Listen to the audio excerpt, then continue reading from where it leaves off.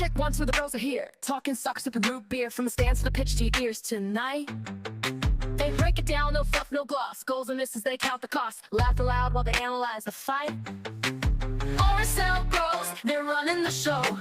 Kicking it live where the fans all go. From the mountains high to the valley low. RSL bros, they're in the know. RSL Nation! Good morning. Welcome. Good afternoon. Good morning. Oh, God. Marcos just kept talking, and I was like, all right, fine. Finish off your hello. Good morning, good afternoon, good evening, whatever time you're listening. Welcome to the RSL Bros. Once again, we're here. Thank you, Truman Show. Today's going to be I want to say interesting, but it depends obviously on the listener.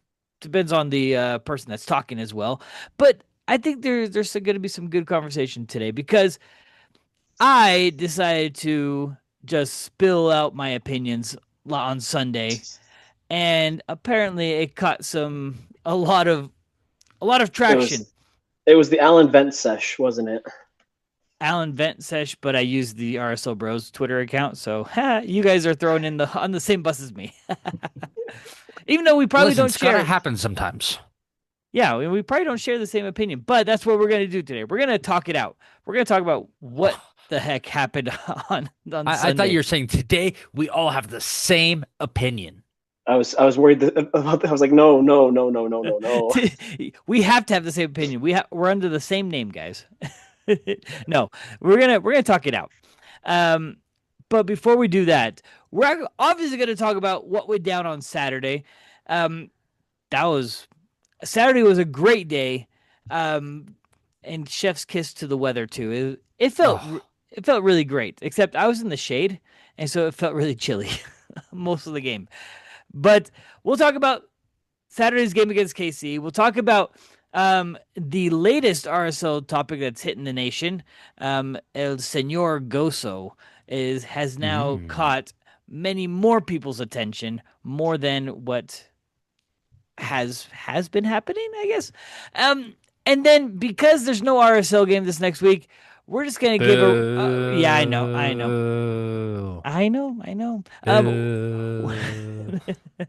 We're just gonna give a rundown of where the league is at, where RSL is at, and what games we're looking forward to this next week. And then obviously, we can't go an episode without your Instagram questions. So let's get this party started. We're going to get it started with Marcos. Give us your thoughts, rundowns of Saturday as a whole, the game, everything. Spill it. Yeah, absolutely. Obviously, it was kind of sad Christian wasn't with me at the tailgate. Christian was elsewhere, but it was a blast in the tailgate prior to kickoff. We had a good time. It was great weather. Afternoon games are, I wouldn't say my favorite, but it's good timing nonetheless. What? How are they not your favorite? They're like, I love afternoon games. I like the ambiance under the lights. You get like that feel under the lights. It's awesome.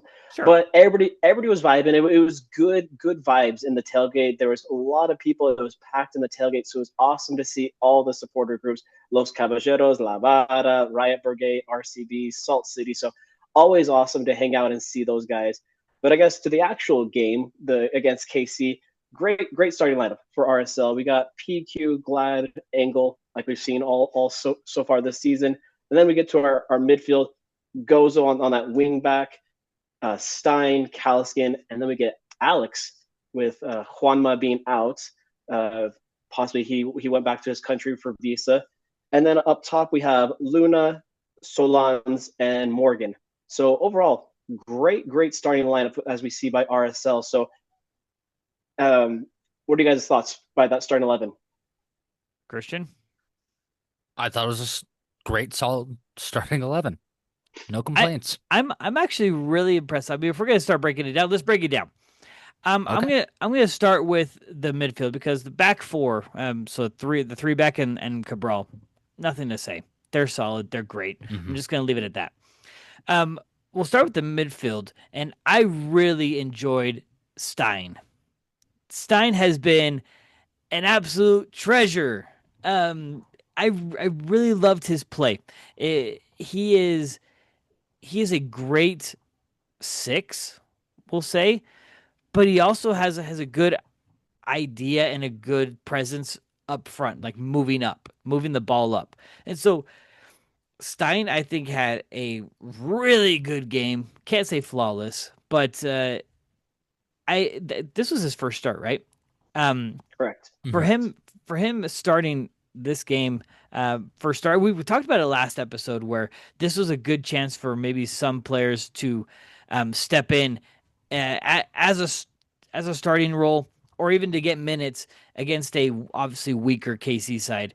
And I think Stein nailed it. Yeah, I think to start off the game, obviously 4 minutes into the game, Diego Luna put on a statement because obviously because he was injured, he wasn't invited for the U.S. men's national team's two friendlies. But he put on a statement for Pochettino and staff, being like, "Hey, I'm here, and don't forget about me." And boy, yes, people might say, "Hey, he scored against a weak KC team." I don't care. That was a shot, and he woke up the crowd, and it was amazing to see. Um, Sorry, negative Nancy opinion. That was a really weak shot, and that was really horrible goalkeeping if that's the case. Just throwing that I, out there. A goal's it, a goal. Yes. I agree. It was a little bit of a weak shot, but I don't think it needed to be because he recognized that Camp would not be up to the task. So it was an intelligent shot rather than a power shot. Now there are some cases that are being thrown out there that because it was against KC and that Luna could have done whatever he wanted to KC's backline, which is what he did on that play. All he did was grab the ball, turn, did a dribble, cut inside, and launch it with his left foot. Some people on the U.S. soccer front, fans, I should say, I shouldn't say the actual U.S. soccer fans of U.S. soccer are throwing this out there saying that play, sure, he scored, but will he be able to do it against uh, Paraguay? Will he be able to do it against Australia? And there's a lot of question marks because he is barely coming back from injury. He's still somewhat. No, that's not the right word. I was going to say unproven. That's not the right word. He's still trying to get his speed going for the World Cup, hopefully. I think people need to understand Luna's not a striker. Yes. And that's the thing. He will score goals. He'll take advantage when he can, but he's more of a playmaker, more of a little bit of a bully on the front line. That's Hmm. his role. I think some people might take that and say, bully. No, first half Diego Luna, I saw very an aggressive like, obviously with Mhm. that goal, which I love to see. But I don't want to get too much into the rest of the game. But I just didn't see that same Diego Luna that we saw in that first, I don't know, first 20, 30 minutes. I yes, he probably died off, and I'm like, no, I want to see that same drive. I want to see that same passion for the full. Could we see that there is still a gap between Luna and everyone else that has been playing for the past couple of months? Yeah, a bit. I felt that there was some slight disconnection. Um, to everyone else seemed very connected. You had Would, Sergi would, Morgan. I was gonna say, Uh, would that be the main reason for us? I guess hitting the crossbars and not finishing those simple chances. Nah, I personally don't see it that way. I think the connections were there. In fact, the ones that were connecting was Gozo and Solans a lot.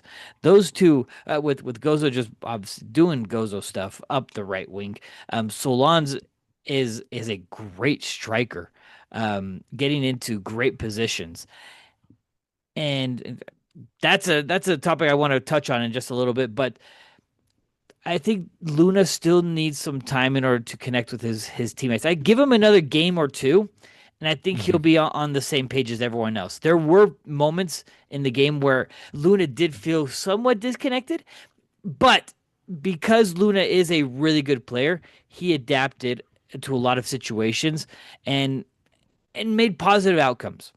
And he's a good team player too. In the post-game presser, he talked about everything he talked about was the team, which to me was an awesome improvement from last year. He's so focused on the team, so focused on the results that that's what's important to him. And for your teammates to hear that in a presser, that's going to go a long way. That's going to help with that chemistry. That's going to help with that, you know, building that connection on the field. Yeah, and that was one of my complaints last year, and even the previous year with Diego. Everything was all about, oh yeah, I need to, I want to. It's like, bro, this is a collective. This is a team sport, and so, And and it definitely seems like his time with the national team kind of woke him up a little bit. Like, okay, the team is the star. Obviously, he knew that beforehand, but I guess that, along with having talks with Pablo, maybe off the Mhm. side, like, hey, you have other teammates, not just yourself. You have Gozo, you have Sergey now, you have Morgan. So it's definitely great to see that he has those assets and he's using those. yeah. So to bring the Luna topic around, um, I'm not saying that there's nothing negative for me about him in the sense of who he is, what he does. There are improvements that I would like to see, but because I interpret the game differently, that's why I say these things. Luna is a great player. He's a great player for RSL, great player for the U.S. national team, For and sure. Like you look at his stats, and this was obviously his first start because Mhm. he came off the bench last game. But his first start and his stats wise, 34 for 45 passing, 76%, three chances created, one shot, two off target. So not bad for your first start. And yeah, no, I think he's going to come into his own, and if that's how he's starting this season, the, the sky's the limit for him this year. I mean, that's what we're all hoping because apparently this everyone's preseason, we'll call it predictions, say that he's supposed to be gone by summer. And if he's supposed to be gone by summer, he needs to be a more attractive in the sense of, I mean, stats, play. Do you know who my MVP though was for this game? And I had I leaned over during the press and had Marcos ask about this player, and that's Noel Caliscan. Really?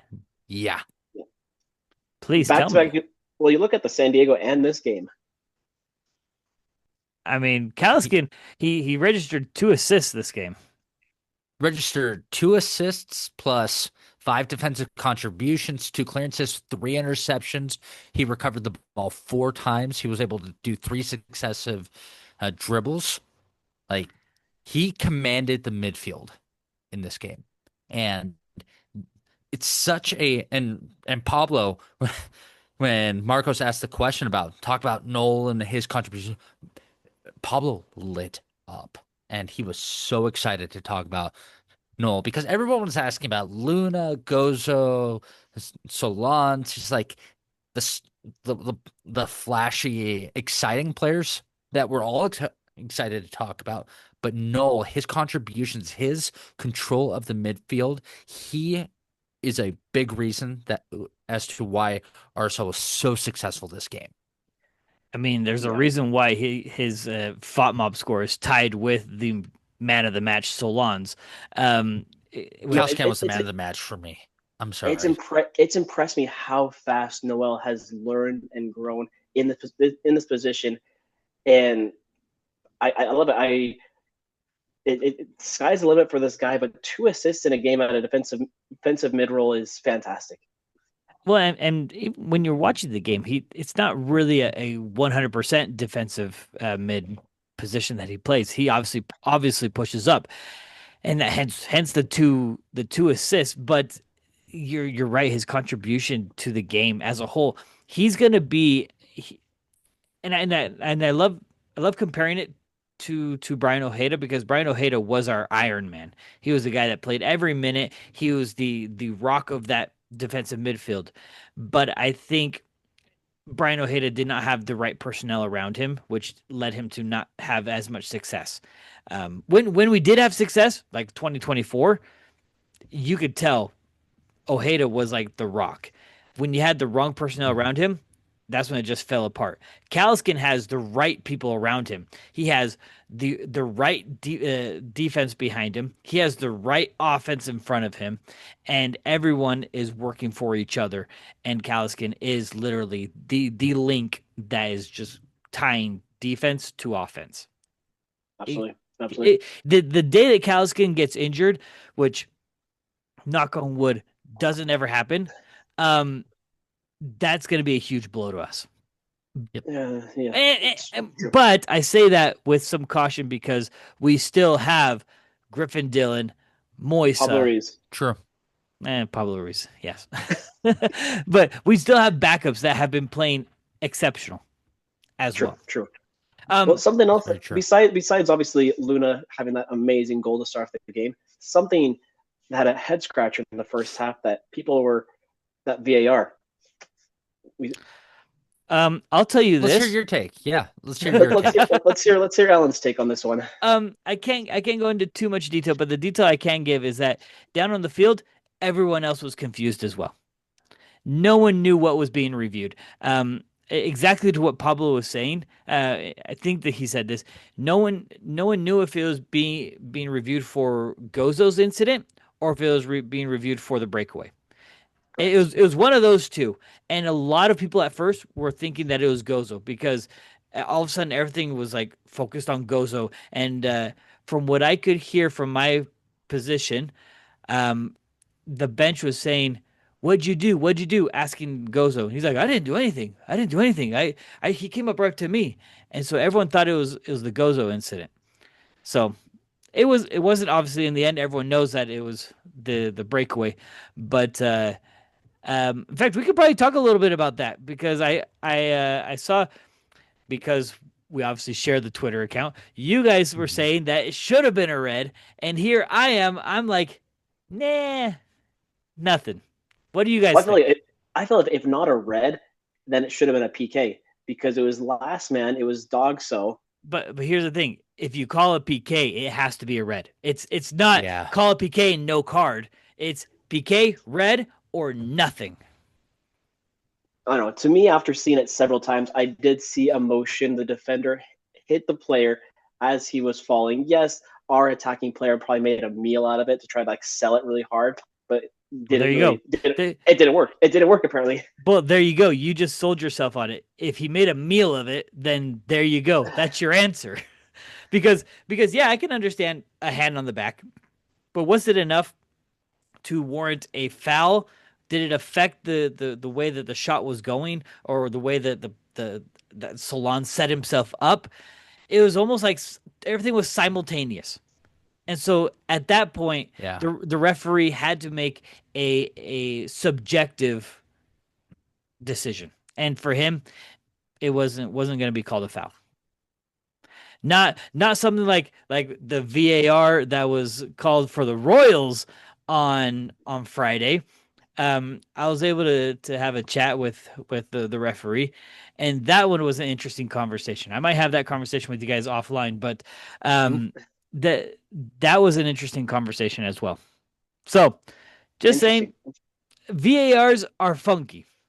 No, I feel like if that obviously would have been a PK going up 2-0 at halftime, that would have been a good momentum swing definitely for RSL because we had the chances. We had so many chances, 11 shots just in the first half alone.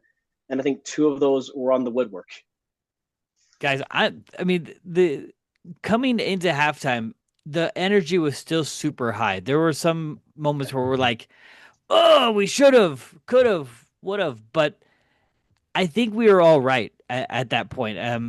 RSL put out the video. They always put out the remix video that I absolutely love because I love hearing They do a great job. The halftime speeches and whatnot. And Pablo was like, look, first 5 minutes, like pedal to the metal. Everything needs to go. And I feel like that's what happened. We just went pedal to the metal and got our first goal 10 minutes into the second half, which great. I mean, the combo play between Morgan, Gozo, and then Solon's having the composure. That's another chef's kiss. Like we're living in we're living in the kitchen, guys. Well, the fact that Gozo was like, no, I'm gonna be nice enough and give it to my friend over here to Sergey. But I thought, oh, Gozo's gonna take it himself. No, I honestly think that Gozo could have done it. Does he have the confidence to do it? Absolutely. But the fact that he did that tells you a lot about Gozo and where he's at in his game this year. And again, chef's kiss, because this dude. Well, and shout out to the celebration too. He pulled a Luke Mulholland, the knee slide and then the belly flop. That's right.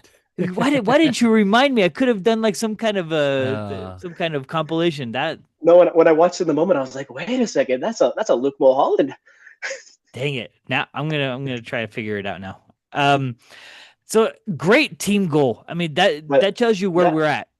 But as we know, 2-0, most dangerous lead in soccer. And right as we scored that, I was like, I just don't feel good. I just don't feel good. And then 4 minutes later, Joveljic, he pounces like a freaking fox, like just sniped that right past Cabral. I'll tell you this: the bench was not happy about that goal. Oh no! They being pretty close to it. There was a lot of said choice words about that goal. I bet. There was a lot of frustration, and the fact that Cabral covered his post. It was nothing Cabral could do. Joveljic just placed it on the post. It was a great shot. No, Joveljic is a fantastic player, but plays for a terrible team. He's probably like, man, I wish I was with the LA Galaxy still. Nah, LA Galaxy still are horrible, in my opinion. But let's go to the moment that everyone has been talking about. RSL's third goal. AK goal of the week. Was goal of the week. Guys, there's something to be said about Gozo, which we'll get into it into the next segment, but Gozo's shot does I mean, this is a stupid question. Does the shot even surprise you guys? I mean, the dude he loves the corner. He loves the corner of the box. Sure, he does. This guy has a shot that I swear you can tell he's been practicing. You can absolutely tell. And if I'm not mistaken, he said in the post game that his first touch was a mistake. I don't think he meant for that to be a volley. I think it just bounced up by accident. Well, yeah, he touched it. He touched it with the outside of his right, and I think the pass was so fast for him that when it hits off his foot, it does a little rebound, and that's when it bounces up. That's one of those that was some fast thinking, my friends, to say, you know what, screw it, boom. And boom, it went. There was the crowd in that moment. The moment that the ball hit the net, that was an explosion. That was nuts. His celebration to run over to his family on the front row on the east side, that just gave me chills. I'm like, man, Utah's finest. You gotta love him. You gotta love him. Everything that he does. That was great. And much deserved to win goal of the week. Absolutely. Though the other one that was in the running with him, there's him and the second place one were somewhat close. That one was if Gozo hadn't scored that other one was going to be goal of the week for sure. Agreed. What were the two RSL players this season winning goal of the week? Who's the first one? Stein. Oh yeah, it's Stein. Oh, that's right.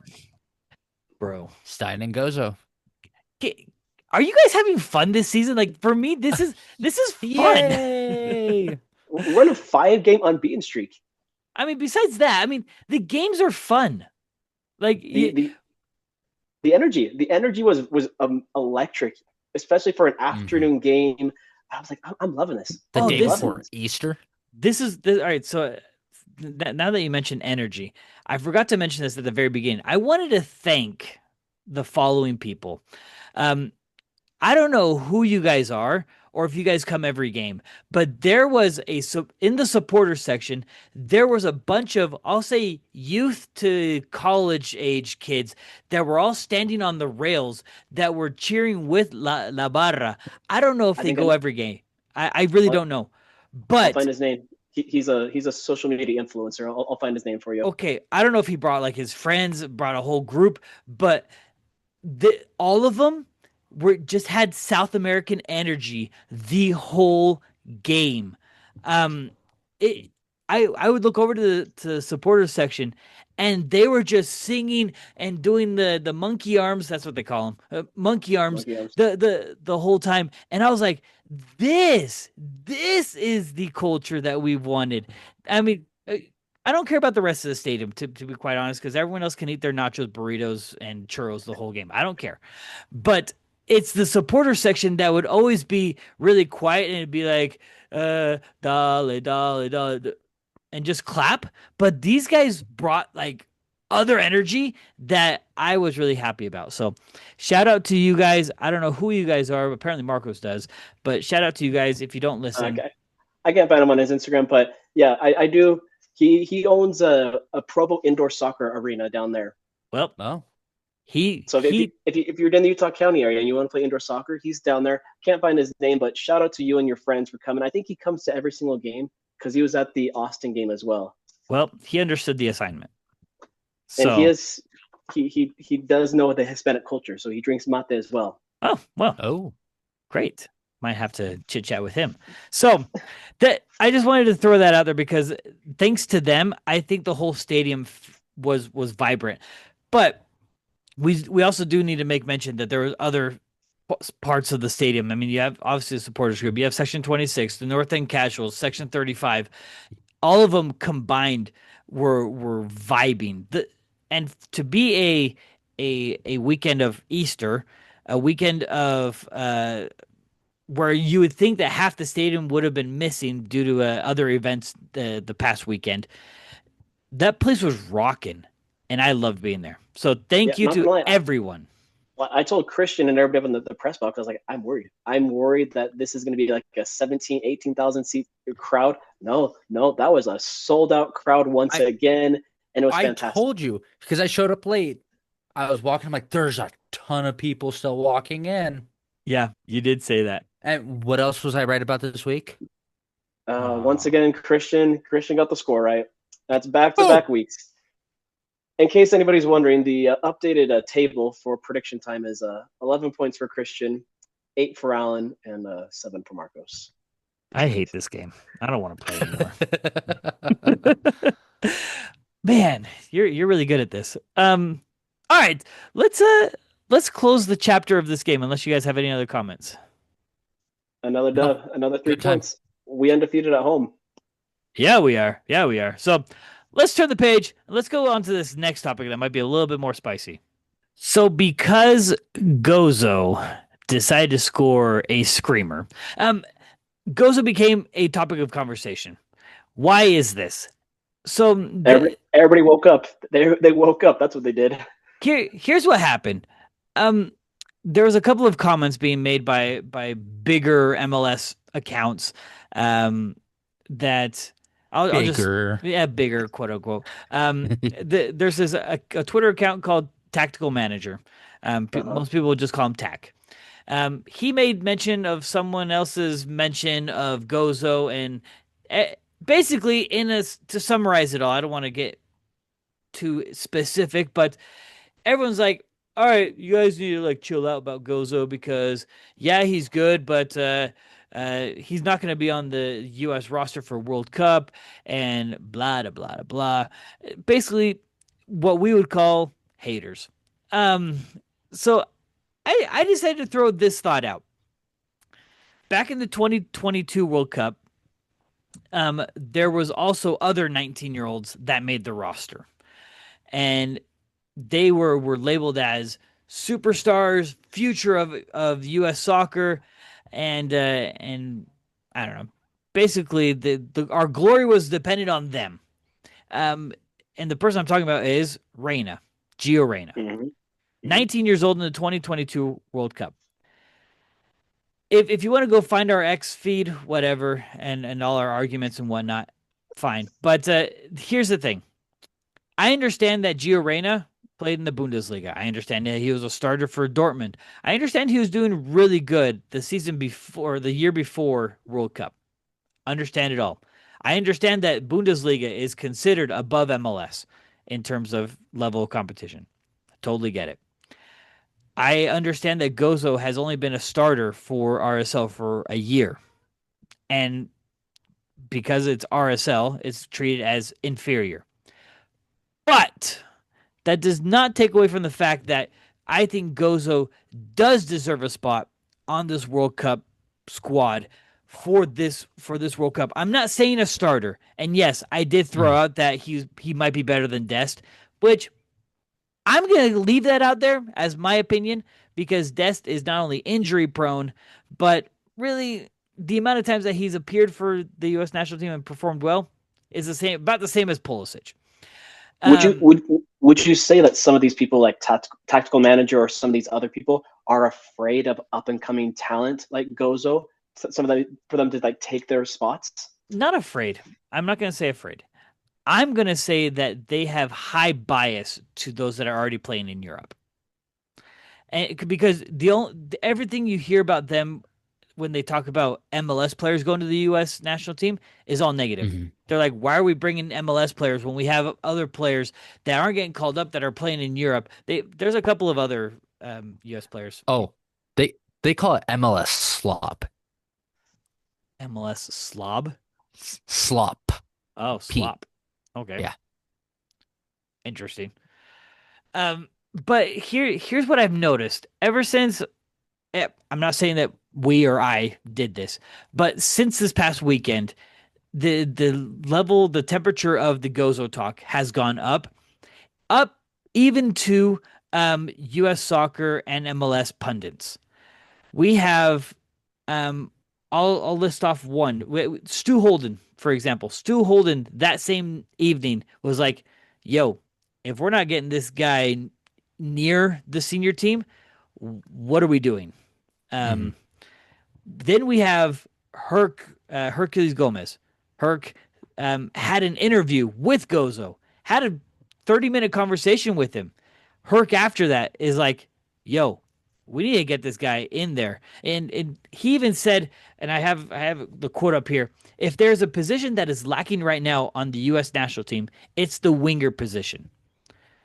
And talking specifically about Gozo, how Gozo can play, obviously he does play the winger position. So a couple of the haters are like, but what about Pulisic? Pulisic is a winger. Way as a winger. Why are McKinney played a winger? Why are you throwing them basically under the bus? Why are you discounting them? And I think to Herc's point, he's not saying that Gozo should be a starter, but if you can get him on the senior team and get him to mingle with these guys, who knows? Maybe he either helps improve the mindset and the performance of these other wingers, or better yet, he just overtakes them. Which I hope for the overtaking. Well, it goes back to my point from earlier when we were talking about Luna and people saying that, oh, he scored against KC. Why should he be ready for national team? People are going to say the same thing about Gozo. Oh, he scored a banger against KC, last place team. Why should we add him to the World Cup? The dude has done this already last season and this season. Killer kid at the wing back position. Also, can I mention something that Gozo did that U.S. men's national team didn't do against Portugal? Just give me a sec. He scored a goal. Yes. I'm sorry. Like I understand the apprehension some people have about MLS players playing for the national team. The apprehension is valid. Sure. But the snobs, the elitists that think that one, they're like, oh, MLS is such a crappy league. MLS is not a crappy league. You don't know ball. I'm sorry. You don't know ball. Is it the best? Is it this level of the Premier League? No. Of course not. it's still a good league that's producing quality players. There's a reason that Europe's best are deciding to go to MLS over Saudi Arabia or China or Japan, where there are decent leagues. Hmm. Even the players like with the whole Saudi Arabia thing, they're going on about like, oh, it's a ton of money. They're like, the money's not worth it. Yeah, no, no. Like The level of competition is horrible. competition is still good in MLS. Again, I'm not saying it's not the Premier League. It's not La Liga. It's not Bundesliga. It's not even Ligue 1, right? Right. But it's still high, which means MLS is still going to produce good players that can compete on the national team level, including Diego Luna and Xavier Gozo. Hmm. Yeah. Here's my thing with the argument with Gozo going is that Gozo has similar to Luna. But the big difference for me is that I think Gozo speaks more on the field than he does off. And he has other aspects that I like. But here's the thing. Gozo brings the energy, the attitude that is lacking on the US national team. It's confidence and a little bit of arrogance. Like take me on. Bring it on. Well, on top of that, you look at his personality off the field and on the field. Most humble guy you're ever gonna meet. He's not really big and boisterous like you see Pulisic sometimes. No, he's never like that. So nicest guy, most humble guy, and I feel like that's kind of like what the U.S. team needs to kind of see. We need to see kind of people more like Gozo. Yeah. I really think that Gozo brings a quality that even if you could use him as do they say this in English as a sparring as a trainee with the U.S. national team, because I remember Argentina takes a couple of extra guys from the U20s to World Cups to be like practice players. Sure. Even if you take him as that would be huge because I'm telling you, Gozo, if we're saying that Gozo is going to be for 2030 and 2034, then now is the time when he needs to be brought on. I mean, another example, some people said that this was a bad example. I don't think so. Enzo Fernandez with Argentina. He was 21 at the time of the last World Cup. But he had not played with the U.S. or sorry, the Argentina national team, not the U.S. obviously. He had not played with the senior team until the two friendlies before the World Cup. He didn't have any caps, and so Scaloni said, "You know what? We're doing it." He pulled the trigger on Enzo Fernandez, and what did Enzo Fernandez do along with Julian Alvarez in the second game of group play? They brought him in like the 60th, 55th, 60th minute, changed the game. Enzo Fernandez ended up scoring that game, solidifying Argentina's win against Mexico, and both of them ended up being crucial in Argentina's road to the final and winning. So sometimes another American star that started at a very young age, and look where he ended up. Landon Donovan started at first World Cup 2002, age 20, and look where that led him. I think was he 2019, something like that. But yeah, 20 years old, 2002 World Cup. So I'm like, if not now, why are we waiting? To Christian's point, it's the snobs. It's the ones that are they're not even.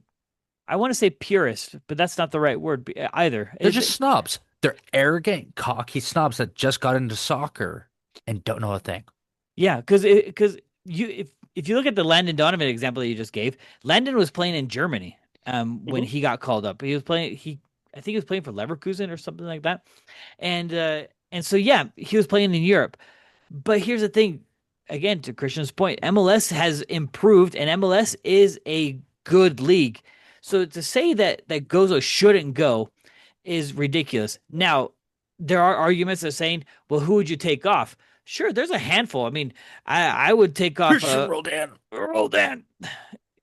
Get Christian Roldan off the team. Get Aiden Morris off the team. There's a couple of people that he can replace. And if you want to invest in the future, It is now. You take off Roldan, who's a 29. How old is he? He's an old fart, and you put in somewhere He's younger than all of us. I know. Anyways, you threw me off my groove. Like you're showing, he's 30 years old. Aha. He's gonna be 31 in about 2 months. So Marcos is younger. Aha, take that, Christian. Hey. But that's the thing. Invest in the future. That's what RSL is doing right now with obviously Gozo, Moisa. Griffin Dillon isn't as young, but he's still a younger player from our academy. Invest in them. And oh yeah, sorry, Aiden as well, because he was injured. I forgot about him. Aiden as well, and then a couple of others. They're lingering, teetering between Monarchs and the first team. RSL's doing a good job. Could they be better? I think so, but the US needs to be better at that. And so, sorry, that was a lot on Gozo, and don't know if you guys have any other opinions. We're proud of you, Gozo. Excited to see where you continue to grow. No, like absolutely to Christian's point. Like we're excited. We'd love to see Utah's finest do so well, but I'm nervous / excited, obviously, to see what the roster is going to be like for Poach and the staff. But if it doesn't have Gozo, it's going to be a shame. It's going to be a shame to this national team because obviously he wouldn't be a starter, but the contributions that he could bring off the bench is enormous. Look, I'm not going to be disappointed. I will say that it's a lost opportunity. 100%. Speaking of what? Sorry, I will throw my 2 cents in there as well. I think it'll be a lost opportunity if Luna doesn't go as well. Yeah, I think all of us forget about that because we think it's going to be an automatic. But Poach already said no one's automatic. And that's why Saturday's game was kind of his audition. Well, who said it? Oh, it was Dax McCarty said the winner of the US the March camp was Diego Luna. Yep, absolutely agree. I agree. I'm teetering. Who are you teetering with? Who's your other choice? No, as in like I don't know if he's like the actual winner of it, but I think what was definitely missed... not the loser. That was good. Thank you. Thank you for the reminder. If you're not a winner, you're a loser. Okay. But I think it wasn't just him. I think it was his attitude. For sure. If everyone else can have that attitude, then he wouldn't be missed as much. But yes, in the sense that what Diego brings, yes, that was missed. So yes, technically he's the winner. But going back to the Gozo thing, other things that have been spilling out the past day was a lot more connection to the Gozo Aston Villa rumor. Yeah, so someone started throwing out. I was going to mention someone else, but Taylor Twellman said the last 48 hours. This was about 14 hours ago, so in the morning. The last 48 hours, I've had many messages from people in Europe asking my opinion about Xavier Gozo. All of them asking if he goes to the World Cup. Not kidding you. So Taylor's already getting questions from people in Europe asking if he's going to go to the World Cup. Premier League teams salivating at the prospect and expect him / Real Salt Lake to have offers very soon for a move this summer. Aston Villa very keen on him. Yeah. So again, we're getting closer to that. I was gonna say we've said it a couple months ago, but with the way Gozo's playing, I wouldn't be surprised if he's gone after the World Cup. It would be a shame, but you love to see homegrown kids go off into something bigger. Yeah, and maybe we can dive into this a little bit deeper once summer gets closer. But he's on the edge of, is it too soon or is it perfect timing? He's on the edge. But to be continued with the World Cup edition of the RSL Bros. Seriously, that's going to be a great addition. Okay, let's close that one off because I could go all day about Gozo, but we won't. But unfortunately, there is no RSL soccer this weekend. Yeah. Boo. Insert section where we talk about RSL game. Not here. But Thanks a lot, Seattle rescheduling. Ugh. which by the way, I don't understand why. I really don't, because LAFC is playing, Nashville is playing, everyone else is playing, but Seattle. Yeah, I yeah. don't get why the league did that. Cowards. Hey, but we still got a lot of good games to watch this weekend. God, Mhm. Darber. Gone Darber. What a dude. Let's talk about first where the table is sitting at. So with RSL, for example, after our win, guys, welcome to top 5. Numero cuatro. Number four. Guys, And you look this at is great. Supporter Shield, we're number 5. Number 5. That's so after 6 Crazy. games, take a picture. Stop the cap. Stop the carry up. Guys, this is well, first off, my head's exploding not because of only us, but San Jose is up there fighting us. Wild. They get rid of Chicho and they explode. What? What? They played San Diego. San Diego was without McVay, who's on defense, and San Diego also picked up a red card during that game. So Yeah, unfortunately, it doesn't help us in any way, shape, or form. But so Arsenal sitting at 5th in the Supporters Shield, 4th in the West, but LAFC, I swear, is on roids. Incredible. 14 goals for. They have kept a clean sheet through all 6 games. what's scary is Son has not scored at all this season. I thought he scored in the Champions Cup. What? But No, that's MLS games. Oh, okay. You gotta, what? 0 goals, 6 assists this season so far in 6 games for Son. that's a lot of assists. When do we play them? I kind of want them to like suck soon. Like really bad. Is it? We play them the first game after the World Cup. Oh. Welcome back. Is it here or there? In Los Angeles. Ooh. Barf. Anyways, I'm not gonna worry about them because that just might be the kryptonite to everyone this season. So I'm not worried about them. Fair. I am gonna be kind of head scratching as to why not why. We should have beaten Vancouver.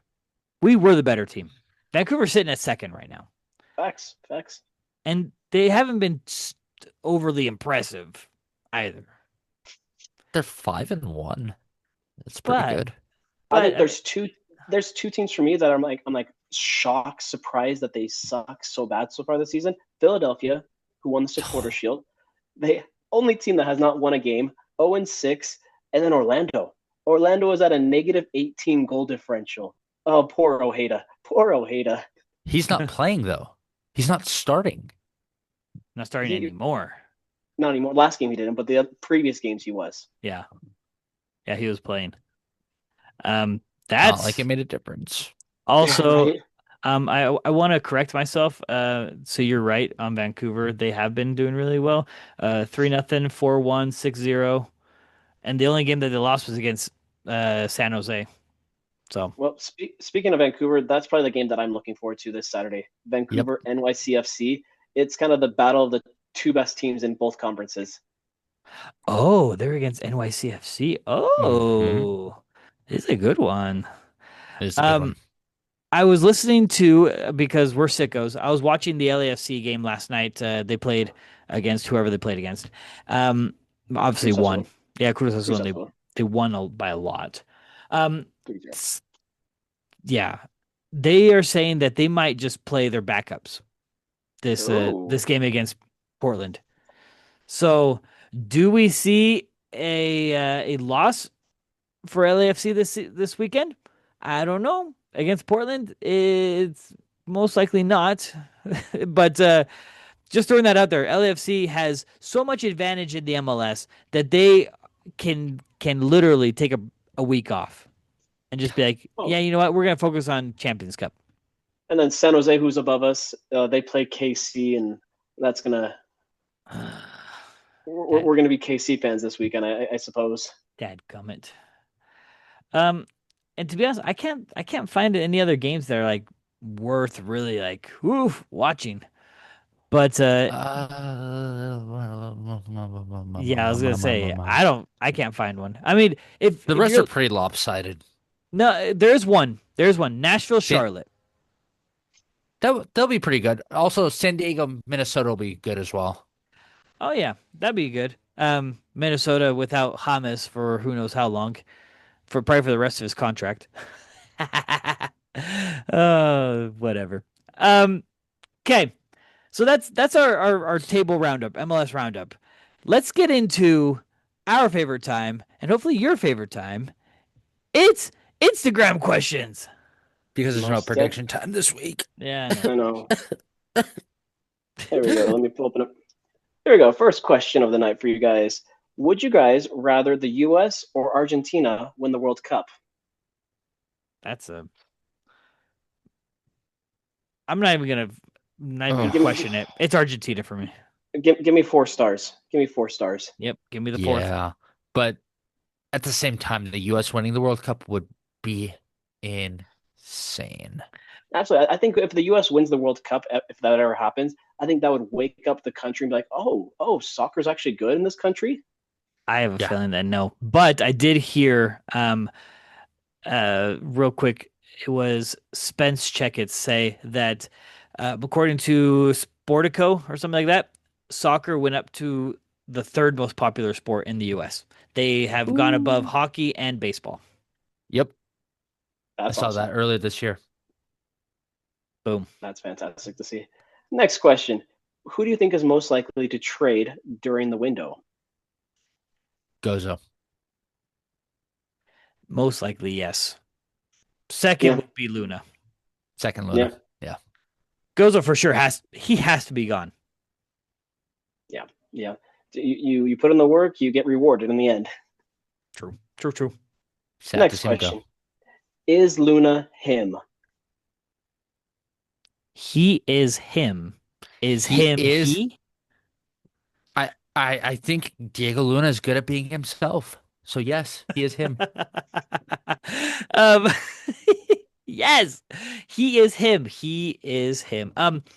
Again, I, I just want to reiterate the point I said earlier. Is he the apex goal scoring predator everybody wants him to be? No. Is he good in his position? Yes, he's excellent in his position. though I don't think he's the best. I don't think he's the best in the league at his position. No. Is he the best that the US national team has? I don't think so either. Well, if we're talking about consistency, I actually would say if other players are more consistent, then no. But that Oh, just means he has room to grow into that. who's in his position on the US national team? I mean, really, Christian Pulisic. Is Christian Pulisic performance at the club level better or worse or the same as Diego Luna at the club level? Honestly, right now, they're the same. Hmm. Because he has not been showing up for AC Milan. Diego Luna is showing up more consistently right now for Real Salt Lake than Christian Pulisic for AC Milan. And that's only playing 110 minutes. Yeah, I would 100% take Diego Luna over Christian Pulisic right now, national level or club level. Spicy. That's a spicy take. That's a spicy meatball. Give us the There next you go. one. Take the heat. Next question. What is the most amount of goals you think RSL will score in one game this season? Oh, in one game? Well, I predicted 4-0 last game. That definitely didn't happen. What do you think? You think we're going to score 5? I'm not saying when, but the question is most potential. I'd say 5. I think 4. I'm gonna stick with 3. I think the most we're going to get is a 3.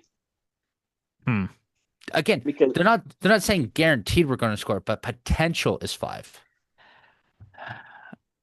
I think our cap is 4. I mean, it is what it is. next question. Does Gozo's success and popularity create a rift with Luna? No, Not at all. I think they help each other elevate. Yeah, like to Christian's point in the press conference with Luna, he said that the vibes are good. Everybody there's no bad egos. No, there's no divas on the team at all. I mean, So you can see it on the field. You even see 1-2 passes between Gozo and Luna. It's like they're helping each other. They're looking for each other. They know each other are important. So Mhm. absolutely. Next question for you guys. What former RSL player would make the most impact on this current team right now? Oh, that's still playing, I'm guessing. No, Or no, just just in general? all time, just in general. Oh, I'm gonna go. I'm gonna go Javi. I'm gonna go Javi to help in that midfield. that's a safe answer. But I was gonna go with the same one. But I I got a think different one.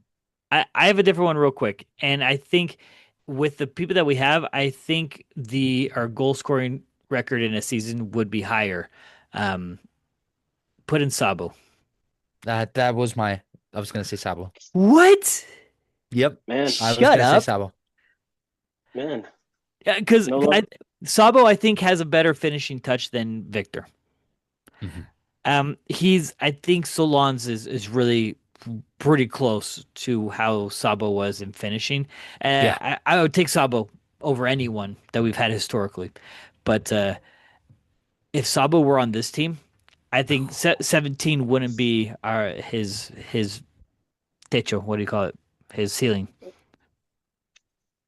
Good. There we go. Next question. Oh, I like this one. This is probably my favorite question of all time. Here we go. If you three were to have a race tomorrow, who would win the race? It would be a 100-meter sprint. They said. I'll win. Should we actually have this happen? Actually, RSL Bros race. actually, I actually might want to race you guys.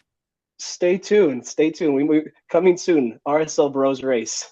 I I honestly think I believe in my sprint. So stay tuned soon. RSL Bros race coming soon. I may All right. need an oxygen Oxygen mask afterwards, but I think I can do it. Oh my goodness. Oh my goodness. Here we go. Last and final question for the night for you guys. Has there ever been a player who's brought more joy than Gozo in recent memory? Was that a pun? Please tell me Yeah. that was a pun. It was a pun. It was a pun. Yes. Please tell me that this person also speaks Spanish and that's why he did it. Honestly, People people are gonna hate me for this. A little bit of a spiciness, but before Chicho got injured, Uh-huh. Um, if we're gonna do recent, yeah. I think it was the Chicho Gomez combo. That's what yes, brought a lot of joy. I think runner up to that. I'm gonna go Plata. I think you saw Oh, but Plata on and off. that's not recent. Well, it doesn't Well, have to be. The question didn't say it had to be recent. It said recent. Read the Oh, question fair. again. I In recent So- memory. recent, yeah. Chicho Andre. But yes, if we're gonna go historically, Plata brought me a lot of joy. yeah, Just Plata was just him. on off the field. You got a little dancey dance. Plata was him. He was him.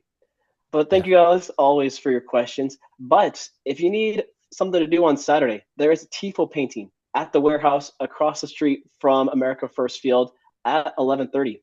It's gonna rain. It's Yeah, inside. Oh, is it's it inside? There- Oh, yeah, okay. there's a patio, but 11:30 at the warehouse across the street. I'll be there, so it's going to be a good time. If you guys are always curious what the TIFO is going to look like, now's your opportunity to come see it. Do it. Do it. And last thing, yeah. shout out to Bosnia. Bosnia will their base Yes. camp will be here in Utah. Woo!